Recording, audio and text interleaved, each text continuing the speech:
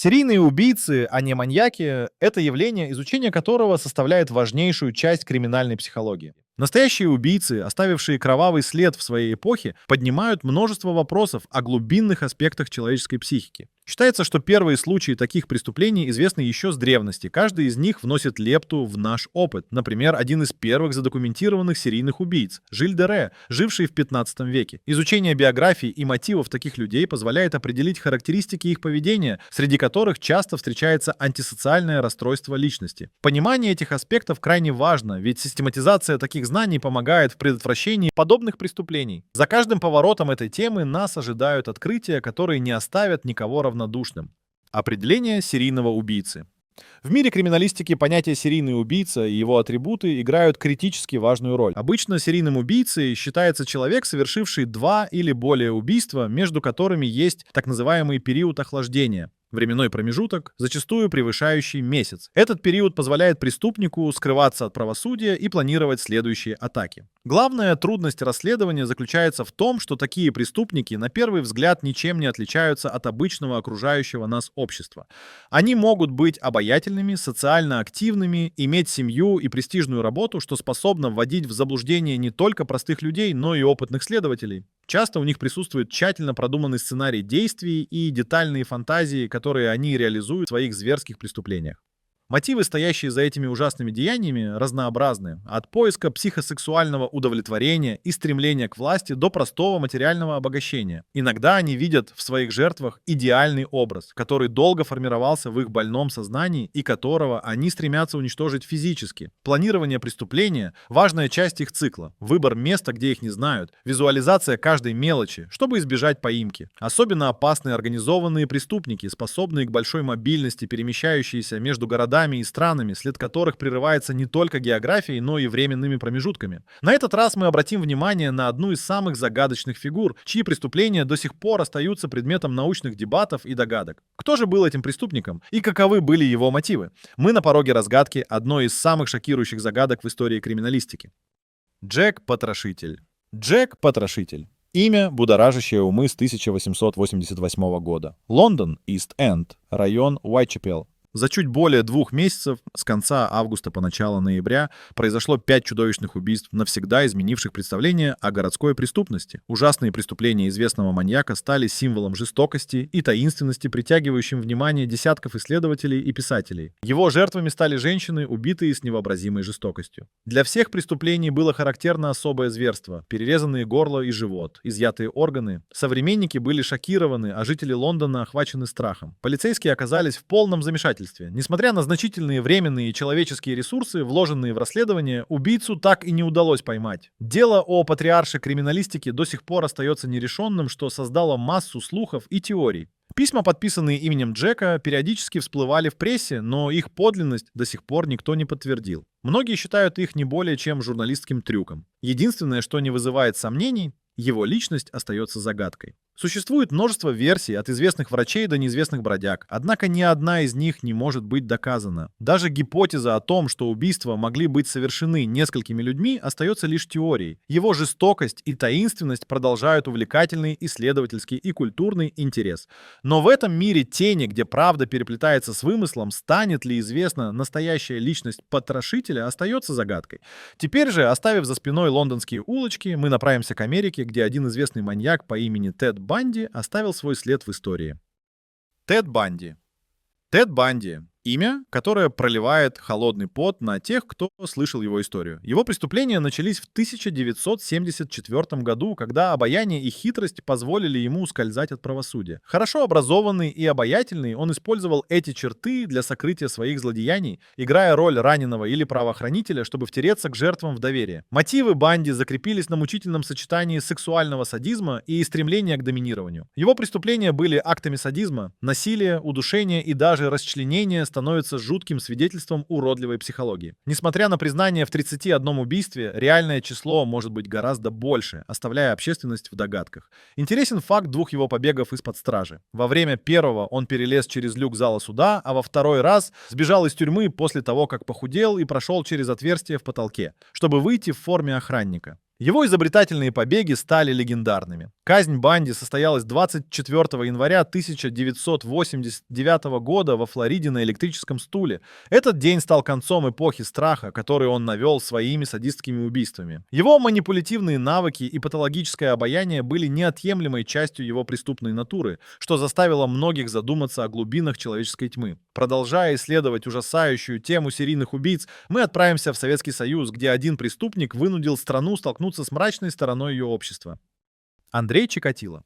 Андрей Чикатило родился 16 октября 1936 года в селе Яблочное Харьковской области УССР. Он стал одним из самых известных серийных убийц в истории СССР, убив не менее 43 человек, хотя неофициальные подсчеты часто называют цифру свыше 50. Его преступления охватывали различные регионы страны, включая Ростовскую область и даже окрестности Ташкента. Чикатило работал не только учителем, но и начальником отдела снабжения, что давало ему возможность ездить в командировки, где он охотился на новых жертв. Захватить его было непросто. В 1984 году его задержали, но отпустили из-за ошибки в экспертизе крови. Только в ноябре 1990 года его поймали после убийства Светланы Коростик. Это задержание стало возможным благодаря бдительности милиционера на вокзале и широкомасштабной операции «Лесополоса», в которой участвовали милиция, КГБ и криминалисты. Мотивы Чикатило включали сексуальный садизм и каннибализм. Он проявлял шокирующую жестокость, совмещенную с безжалостностью, что делало его одной из самых устрашающих фигур в криминальной истории. Его казнь была произведена 14 февраля 1994 года, но оставила важные уроки о том, как серийные убийцы могут скрываться среди нас. Погружаемся дальше в мир двойных жизней и серийных убийц. Нас ждет история человека, который носил непримечательную маску, но скрывал за ней настоящего монстра. Джон Уэйн Гейси. Джон Уэйн Гейси, больше известный как убийца-клоун, шокировал Америку 70-х. Он был уважаемым жителем Дес-Плейнс, штат Иллинойс, активным в общественной деятельности и известным как Пого-клоун, выступающий на благотворительных мероприятиях. Никто не предполагал, что за маской добродушного клоуна скрывается одного из самых жестоких серийных убийц в истории. Гейси был признан виновным в убийствах 33 подростков и молодых мужчин в период с 1972 по 1978 год. Тела жертв были обнаружены под полом его дома, который был снесен после его ареста. Гейси под прикрытием обманов, включая притворство полицейским или предложение работы, проявлял искусную манипуляцию, используя обаяние и свой социальный авторитет, чтобы завоевать доверие молодых людей. Арест Гейси стал возможным благодаря исчезновению 15-летнего Роберта Писта, что заставило полицию усилить расследование. Усилия полицейских и настойчивость родителей Писта привели к шокирующему обнаружению. Судебный процесс над Джоном Гейси раскрыл шокирующую двойственность его личности и стал одним из самых резонансных дел в истории США. Несмотря на его признание, некоторые жертвы до сих пор не опознаны, оставляя перед нами вопросы и нерешенные загадки. Кажется невероятным, что за благородным обликом клоуна скрывался настоящий монстр. А теперь, оставляя за плечами американскую трагедию, мы перенесемся в солнечную Италию, где таится одна из самых загадочных криминальных историй 20 века. Монстр из Флоренции. Монстр из Флоренции — имя, которое вызывает холодок по коже не только у итальянцев, но и у исследователей криминологии. Сокрытые в тиши сельской Флоренции, эти преступления оставляют массу загадок. Стыдливые влюбленные пары находили смерть с 1968 по 1985 год. Используя характерный пистолет Беретта серии 70 и нож, убийца проявлял жестокость в своих поступках, изуродовав тела своих жертв. Некоторые происшествия до сих пор вызывают дрожь, ужас. В центре этого запутанного дела находился Пьетро Паччани, который шокировал общественность своими выходками. Будучи задержанным, он позже был освобожден по апелляции, что подняло волну обсуждений в обществе. Однако его загадочная смерть в 1998 году от сердечной недостаточности оставила окончательные вопросы без ответов. Ванни и Лотти, другие фигуры, которых связали с этими ужасными событиями, усугубили атмосферу недосказанности и несправедливости. Черная завеса таинственности окутала этот мрачный кейс, и, несмотря на усилия полиции, к окончательному приговору так и не пришли. Личность монстра остается нераскрытой, а дело входит в один из крупнейших нераскрытых казусов криминальной Италии. В мире теней и сомнений остается открытым вопрос: смогут ли когда-нибудь поставить точку в этой страшной истории? И все же, передвигаясь по этой сложной мозаике, наша следующая остановка позовет нас окунуться в какие-то еще более сокровенные уголки тьмы, где обман и ложь пересекаются с безумием. Генри Ли Лукас. Генри Ли Лукас — имя, которое вызвало шок и недоумение в Америке 80-х. Он утверждал, что убил более 300 человек, но только 11 из этих убийств были официально доказаны. Этот разрыв между признаниями и доказательствами заставил усомниться в достоверности его заявлений. Родившись в Блэксберге, штат Вирджиния, его детство прошло в обстановке бедности и насилия, что, возможно, стало катализатором его дальнейших преступлений. Лукас совершил свое первое убийство, зарезав собственную мать в 1960 году. Однако основную известность он получил благодаря своим многочисленным признаниям в убийствах, большинство из которых были приведены в сомнение. Его склонность к лжи и желание постоянно привлекать внимание говорили о глубокой патологическом состоянии, подкрепляя мнение об его неуравновешенной психологии. Его частый сообщник Отис Тул, с которым Лукас совершал множество преступлений, добавлял мрачную глубину их совместному образу. Хотя каннибализм чаще связывают с Тулом, а не с Лукасом, именно их темный союз стал материалом для многочисленных сенсационных историй. Вместе они создали атмосферу страха, которая окутала США в те годы. В 1998 году по ходатайству тогдашнего губернатора Джорджа Буша-младшего Лукас избежал смертной казни, замененной на пожизненное заключение. Он скончался 12 или 13 марта 2001 года, оставив после себя множество нераскрытых и, возможно, выдуманных историй, погрузивших в недоумение исследователей и следователей. Его история напоминает о том, как важно проверять каждое слово преступника, чтобы отделить правду от лжи. А теперь, двигаясь дальше, мы исследуем, какие психологические мотивы стоят за поступками преступников, заставляя их совершать ужасающие деяния.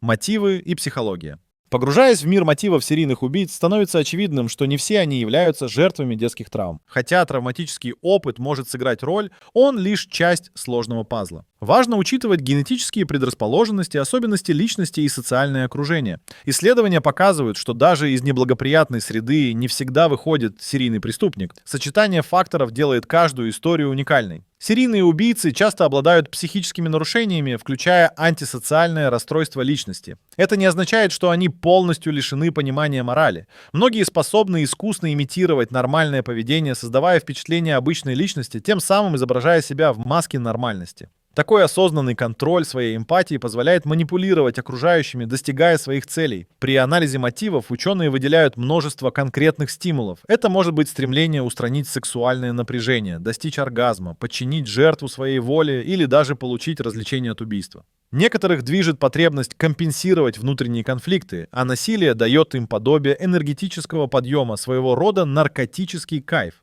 Психосексуальные мотивы играют значительную роль для многих серийных убийц, где акт насилия переплетается с поиском аффективного возбуждения.